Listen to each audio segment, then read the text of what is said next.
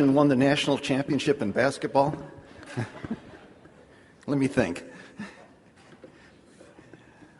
Well, thank you again to Joe and Henry for inviting me here. I've been doing this for the last, dozen or so years, and it's always a lot of fun to interact with them and interact with the audiences here. I love the audience response system, and again, I would echo Henry's comments to please register because I think it does add a lot to the course.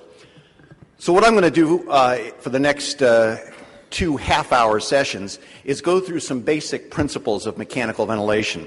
A lot of this will be familiar to many of you, but there probably are some details and some concepts that I think are useful to review to make sure we're all on the same page.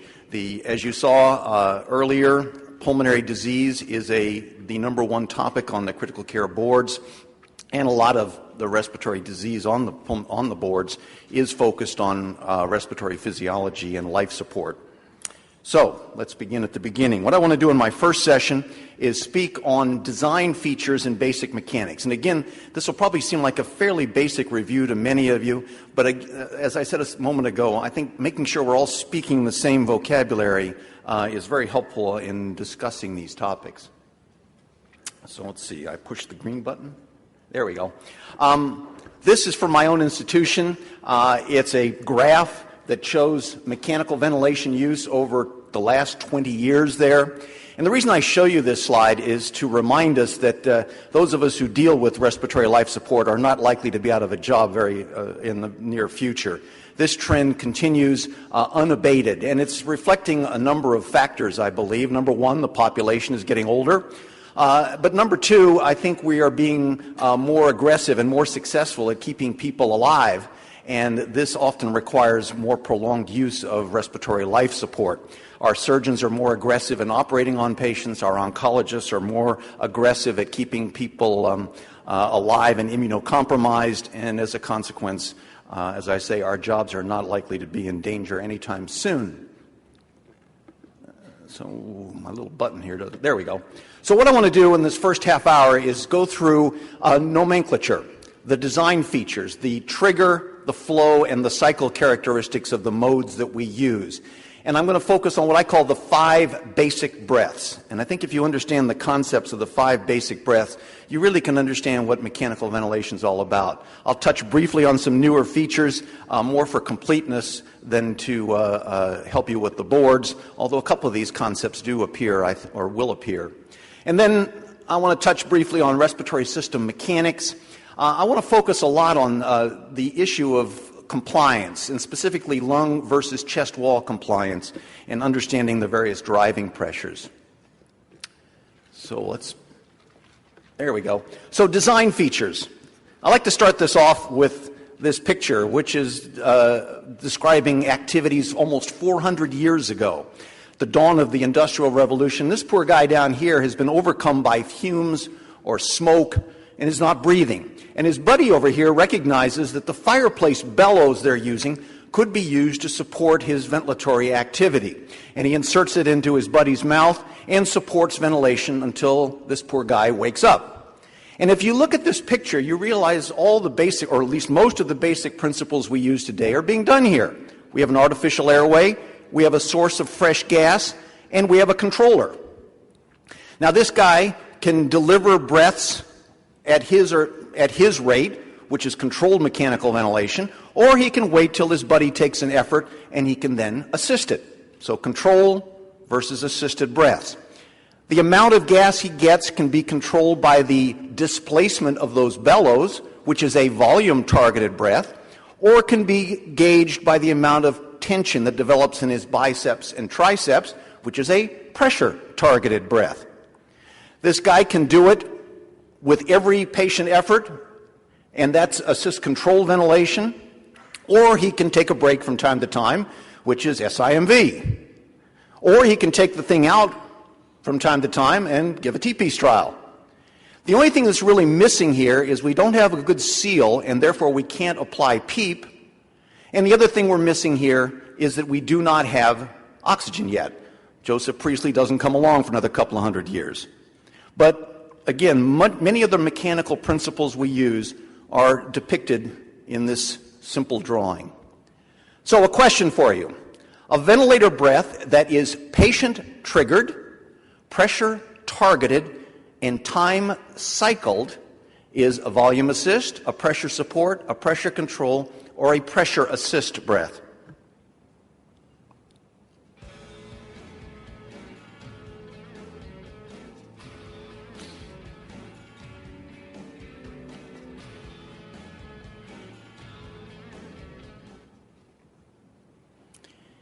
And many of you said a pressure control breath. Actually, the proper term is pressure assist. And let me explain what I mean by that. Whoops, let me go back one. So, let's talk about what characterizes or how we describe mechanical breaths. And mechanical breaths are described by three things: the trigger, the target, and the cycle. If you understand that basic principle, you can describe all the modes of mechanical ventilation today. So let's talk about the trigger first. The trigger is either a controlled breath, which means the machine's timer does it, or it's an assisted breath. And there's a variation on that I'll touch on in a second, the supported breath. But basically, the assisted breath means that the patient effort has triggered the breath. And there are two types of triggers. We don't have to go into this in great detail, but the pressure trigger is one that uses the pressure signal in the circuit to tell the ventilator when an effort is taking place. Patient makes an effort, pressure drops, ventilator says, aha, patient effort, and responds. The other common trigger is what's called a flow trigger. Flow, there's a continuous flow of gas in the circuit. Patient makes an effort. Some of that flow gets diverted to the patient. The ventilator recognizes this change in flow and says, aha, there's an effort, and responds appropriately. Both of these strategies work very well today. For a number of years, the flow trigger was much more sensitive than the pressure trigger, but that's not true today. And in fact, many ventilators actually have both pressure and flow triggers, and whatever is activated first is what turns on the ventilator. Come on. There we go. The triggering process is actually a fairly complicated process. We think that the ventilator senses an effort and off it goes, but it's not quite that simple. So here I've got flow, here I've got airway pressure, and here I've got esophageal pressure. And I'm going to use esophageal pressure a lot during my sessions with you because it's a measurement that approximates pleural pressure. So as you can see right here at this pleural pressure, right there the patient effort starts to drop, or this patient effort creates a drop in pleural pressure, negative pressure in the pleural space. Now in you and I, with normal airways, that pressure drop in the pleura moves up the tracheobronchial tree at the speed of sound, and thus almost instantaneously airway pressure will drop in the circuit as well. So there's almost an instantaneous response. Now that doesn't happen in the setting of air trapping, and I'll come back to that point in a moment. But in normal airways, airway pressure is transmitted, pleural pressure is transmitted into the airway almost instantaneously. Now the ventilator has a certain sensitivity built into it. You don't want oscillations, juggling of the tube to auto-cycle the ventilator. So you put a certain insensitivity in the system, and that's the point between A and B. Your insensitivity setting, you want it at -1 centimeters, -2. If you're using a flow trigger, 5 liters a minute, 10 liters a minute, flow changes. Now at point B, the ventilator recognizes this as an effort. But it takes a certain period of time for the signal to be transmitted to the solenoid valves and open up. And thus, even though the ventilator knows the patient wants a breath, their pressure continues to drop because the ventilator has not yet responded to the patient effort. At point C, finally the ventilator's solenoid valves start to open, but it takes a certain period of time to actually reach the flow target here, the point between C and D. So these points here all describe the sensitivity and responsiveness of the system. And the systems today are really pretty good, but they are not perfect. And there is, in every ventilator we use, inherent insensitivity and unresponsiveness that we just have to deal with. Interestingly enough, most ventilators cannot respond in less than 100 milliseconds to a patient effort. And thus, if you actually look at the airway pressure graphic, you can, at 100 milliseconds after the initial drop in pressure, you can actually measure the so-called P.1, the pressure against a closed shutter after 100 milliseconds of effort, which is many people like to think of as an index of respiratory drive, sort of a side effect of having systems that don't respond immediately. Now, once the breath is triggered, either by the machine or by the patient, there are two basic ways of delivering gas, governing gas delivery. Over here on the left is the traditional flow targeted breath. I have airway pressure, I have flow, I have volume. Over here on the right, we have the pressure targeted modes. So over here, we have a set flow in the system. You set 1 liter a second, 2 liters a second, whatever. The machine is going to deliver that no matter what. No matter what the compliance, no matter what the resistance, no matter what the patient effort, you're going to get 1 liter per second. And these are usually coupled with a volume cycled mechanism. And airway pressure is now the dependent variable. So if compliance gets worse, if resistance gets worse, the pressure will rise. If patient effort gets very aggressive, patients can actually suck this airway pressure graphic down. Pressure is the dependent variable, and it's what must be monitored using volume-targeted, flow and volume-targeted breaths. Over here, we have the pressure-targeted breath. Now you don't set a flow. Instead, you set a pressure. Machine, go to 15 centimeters of water, 20 centimeters of water, whatever. And so the machine will adjust the flow to whatever is necessary to get to that pressure. Now flow and volume are the dependent variables. If compliance changes, if resistance changes, if effort changes, the flow changes. And the volume being delivered will change. But the pressure remains constant. Okay? Two fundamental ways of delivering gas. Is one better than the other? Not really. If you're really worried about maintaining a certain tidal volume, this is probably the breath for you over here. Many people like these breaths over here because this variable flow feature often synchronizes with patient efforts a little easier. But you can deliver any size tidal volume with either of these approaches and have similar inspiratory times with either of these approaches. Now, what about turning the breath off? How do you turn the breath off? 3 common ways. You reach a set volume. You get to 500 mLs, the machine stops. And that's typically linked to the flow-targeted breath I showed you a moment ago. With the pressure-targeted breaths, there are 2 basic ways. You can have a set timer. Give the pressure for 0.8 seconds, 0.9 seconds, whatever. Or you can have a certain flow reduction. What's that mean? That means as you pressurize the lungs, and the lungs compliance, or the lung expands, and the compliance acts to retard that, what happens is flow will diminish, and when flow reaches a certain flow reduction, the machine will turn off. And this is the typical pressure support algorithm. Airway pressure is a backup cycling mechanism in virtually all these modes, and that's an obvious safety mechanism. You don't want to overpressurize the circuit because of airway occlusions, things of that nature. So this is kind of a busy slide, but it sort of summarizes what's going on in your ventilators today. And it has what I call the 5 basic breaths right here.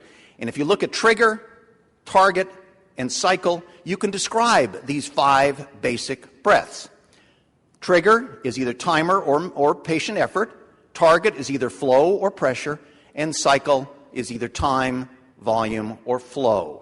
So the volume control breath, machine turns it on, it's flow targeted, and it's volume cycled, and that's depicted graphically over here. The volume assist breath is effort triggered, flow targeted, and volume cycled, the second set of graphics right here. The pressure control breath is time triggered, pressure targeted, and time cycled, the third breath here. The pressure assist breath, the answer to my question, is patient triggered, pressure targeted, and time cycled. And a lot of people look at me when I show them this breath and they say, do I have that breath on my machines? Yes, you do. Pressure control modes on all modern ventilators are misnamed. It should be called pressure assist control because you can literally turn the breath rate to 0. Some machines won't let you go lower than 1. But when you do that, the patient can still trigger those breaths they are still pressure targeted, and they are time cycled. So very much like pressure support breaths, except they're time cycled rather than flow cycled. And the fifth breath over here is our pressure support breath: effort, pressure, and flow. The 5 basic breaths. Now, if you take those 5 basic breaths and mix it with spontaneous breaths, if you want to call that a 6th breath, you can describe all the important modes on mechanical ventilation. So volume assist control has a mixture of volume control and volume assist breaths. You turn the breath rate way up, it's all volume control. You turn the breath rate way down, it's all volume assist. You turn the breath rate in the middle, you get a mixture. Pressure assist control is the same idea. Pressure control and pressure assist breaths. You turn the breath rate way up, you got pressure control. You turn the breath rate way down, you got pressure assist. You put the breath rate in the middle, you got a mixture. IMV, modes that are not used much anymore, but still some places use them, have mixtures. Volume IMV has volume assist control mixed with either pressure support or spontaneous breaths. And pressure SIMV has pressure assist control mixed with some pressure support or spontaneous breath. And then, of course, there's standalone pressure support. Those are the 5 basic modes that exist on every ventilator. And if you understand this trigger, target, cycle, you can understand the principles, the operating principles of all the modes we all deal with every day. Now, in recent years, there's been sort of a twist. From an engineering perspective, it's actually a very simple twist. Traditionally, SIMV allows spontaneous or pressure support breaths in between volume assist control breaths during the expiratory phase, right? That's what SIMV is. What the engineers have allowed us to do is actually allow spontaneous or pressure support breaths during the inspiratory phase as well. That's all that they did. Why is that a big deal? Because now you can create a long I time and short E time, long inspiratory, short expiratory time, and allow spontaneous breathing to occur during the inflation period. And we'll come back and talk more about that tomorrow with ARDS as a strategy to be used, but it's called airway pressure release ventilation. And it's unfortunate it's got this fancy new name because it implies this is a revolutionary new approach. It's really not. It's a way of using long inspiratory times, short expiratory times, and making the patients able to breathe during the inflation phase. So-called reverse ratio ventilation, an idea that's been around since the 1970s. But it has some new, fancy, and unfortunately sometimes confusing terminology associated with it. John Downes, who actually invented the concept, appropriately named APRV simply upside down SIMV. Long I time, short E time, and now the spontaneous breaths are occurring during inspiration instead of expiration. We'll come back and talk about that mode later. Now, on some of the ventilators of today, there are some interesting feedback mechanisms. Actually, on a lot of the ventilators. So, one of the most commonly used is a feedback of pressure-targeted breaths. So you take basic pressure assist control or pressure support, and you put a feedback mechanism in it. And what is this feedback mechanism? I think of the feedback mechanism as being a little teeny tiny respiratory therapist who happens to live inside your machine. And this little teeny tiny respiratory therapist has a simple job: to look at the tidal volume. So you put them in pressure assist control or pressure support, and as I showed you before, volume is the dependent variable. Depending on compliance, resistance, effort, the volume delivered by a set pressure can go up and down a little bit, or even a lot. This little respiratory therapist is designed to turn up the pressure level if the tidal volume starts to get small, and turn down the pressure level if the volume starts to get big. It's a simple feedback mechanism on pressure-targeted breaths that tries to stabilize tidal volumes in the setting of changing effort or lung mechanics. So here's what it might look like. This is pressure, this is flow, this is volume. This is in a lung model. As you can see, we're moving right along here. And right here, this is in a lung model, the airway was occluded. Pressure ventilation, lung occlusion or airway occlusion, you lose tidal volume. As I say, this feedback mechanism, the little teeny tiny respiratory therapist recognizes this problem and starts cranking up the pressure to restore the tidal volume. And down here, the obstruction is relieved. All of a sudden, you get a big tidal volume. The little teeny tiny respiratory therapist operating this feedback control recognizes that and dials the pressure down. A very simple feedback mechanism on pressure assist control ventilation and pressure support. So it's called pressure regulated volume control if it's pressure assist control. It's called volume support if it's tacked onto pressure support. Why do people use it? Well, you can still get the variable flow benefits of patient synchrony with some level of volume guarantee. That's good. But of course, you lose this absolute pressure limit in the airway, which some people like. The ventilator will never go above a certain pressure. Well, here it will. And in some cases, if you set the tidal volume target too low, if you set it too low, the patient may end up getting inadequate respiratory support. There is no outcome data on these modes, none whatsoever. We use them, if you use them, because they make some physiologic sense, not because there's any strong evidence base. There's a zero evidence base. An even fancier twist on this approach is called adaptive support ventilation, which is not widely available. I believe it's still only on the Hamilton ventilator. And this, too, uses basically pressure assist control and pressure support, and it uses a feedback mechanism, but it's not just simple tidal volume anymore. It actually calculates the work of breathing done by the ventilator and sets a tidal volume that and frequency combination that minimizes ventilator work, which is kind of clever if you think about it. It also has some algorithms, a side algorithm that prevents excessive IDE ratios, so it minimizes air trapping. And these both have some conceptual appeal to them. Having said that, people who have studied this find that sometimes it drives the tidal volumes to quite high levels. And that may not be good. I would come back to this final statement again. No one has ever shown an outcome benefit to it. Interesting idea. Again, pressure assist control and pressure support with a feedback mechanism on it. Other new ideas, I won't touch on these in great detail because you probably won't see them on the boards. Actually, you might see this one. But these are two newer approaches to patient, or two new modes, if you will, that really are somewhat different from those 5 basic breaths I showed you before. One is called proportional assist ventilation. This is pressure, this is flow, and this is volume. Proportional assist ventilation has been likened to power steering on an automobile. It senses patient flow demand and then puts a boost on it. And what does this boost mean?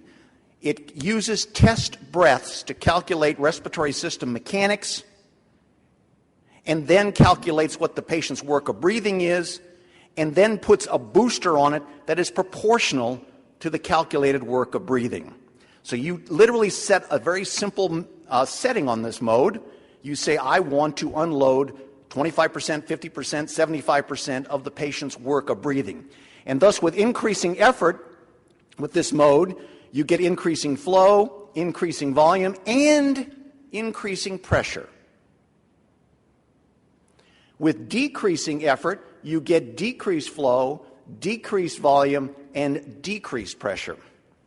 So again, take the power steering analogy. You turn the wheel a little bit, it just makes it easy. Turn the wheel a lot, it makes it easy. But it does not control how much of the wheel you turn. There's no volume guarantee with this mode. Patient stops breathing, the machine stops assisting. The other interesting strategy or new technique, and I'm sure you won't see this on the boards, but I'm showing it to you for completeness sake, is to actually put an electrode array right there at the diaphragm. And the cleverness of this is that it senses the actual respiratory, the neuromuscular signal.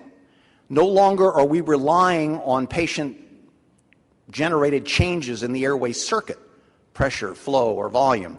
Now we're only depending upon what the diaphragm is doing.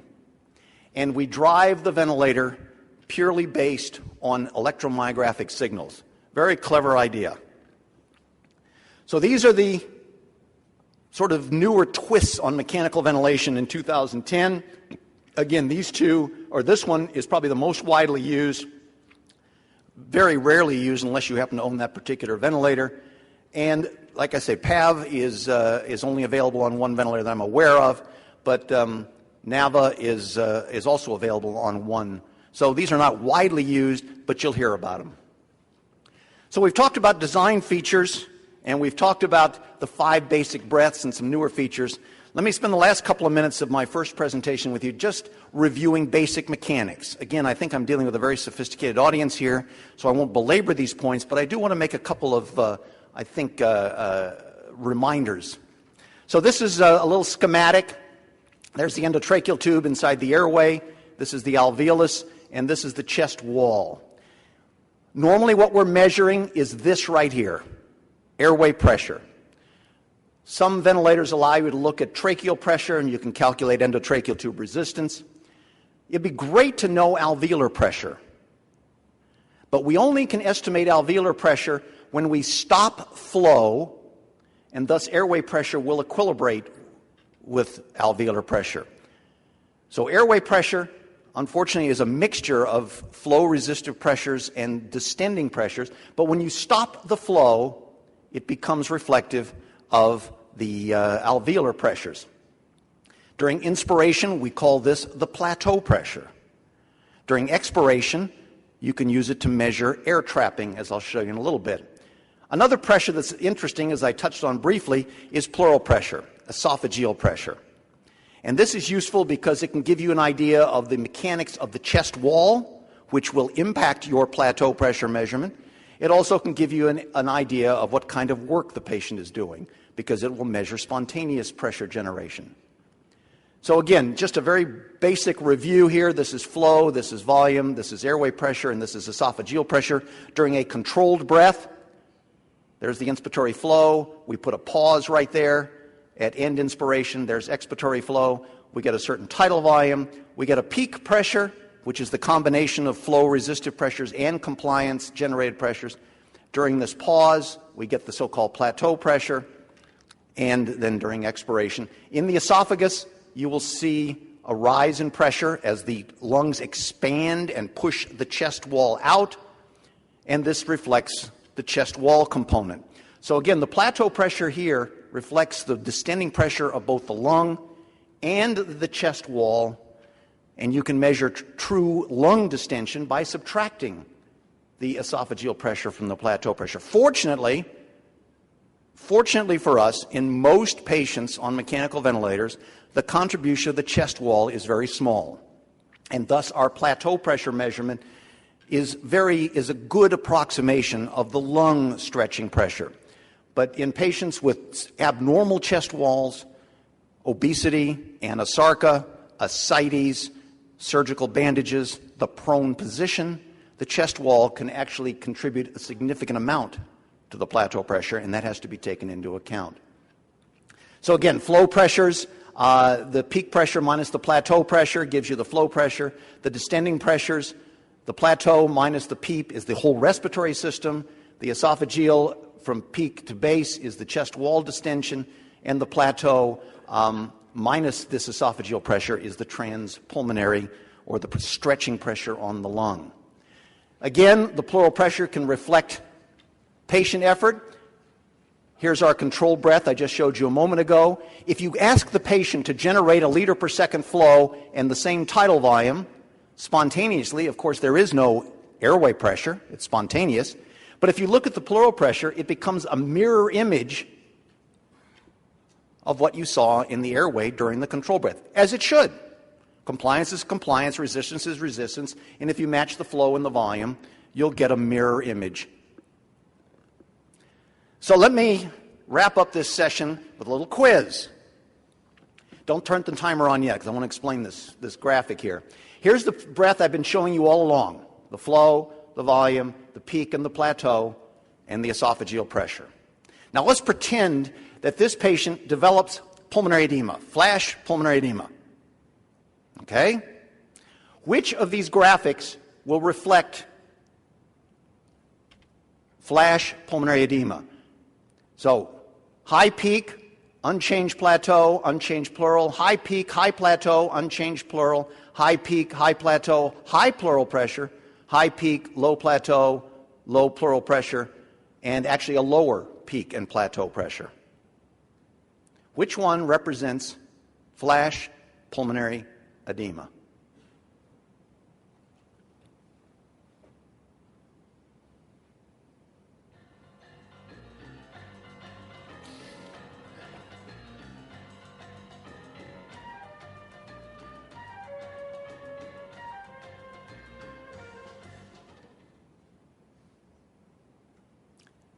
Okay, and we got a lot of answers for C here. The correct answer is B. Let me explain. And this is, don't feel bad. Every time I show this question, that's the typical distribution I get.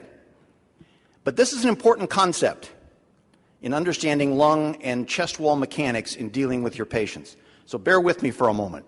So what happens in A? We get a high peak, unchanged plateau. What does that represent? That's the kind of thing you'll see in airway resistance problems, bronchospasm, a mucus plug, things of that nature. So A. What about B? High peak, high plateau. So that tells you that the lung or that the respiratory system's compliance has gone down. The system has gotten stiffer. Now, your question is it because the lung got stiffer, i.e. pulmonary edema, or is it because the chest wall got stiffer, i.e. I put them in the prone position, or I put a tight surgical bandage on? How do you separate those two? You look at the pleural pressure. In this example, the pleural pressure has not changed a bit. That means all of this plateau pressure elevation is due to lung stiffness. Lung stiffness. In contrast, breath C, we also have a high plateau. The respiratory system is clearly stiffer. Same question, is it lung or is it chest wall? And in this example, we see that the pleural pressure has gone up tremendously, indicating that the elevation and plateau here is not because of the lungs, but because of something going on outside the lungs.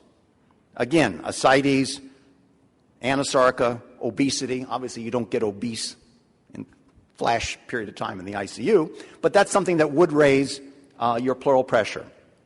This is incredibly important because in this day of trying to protect the lung and monitoring our plateau pressures very carefully, it's critically important that we recognize whether that plateau pressure elevation is because our lung is stiff and we may be exposing the patient to unnecessary lung stretch, or is it because the chest wall is stiff, in which case the lung is not being unnecessarily stretched. What about breath D over here? A high peak, unchanged plateau.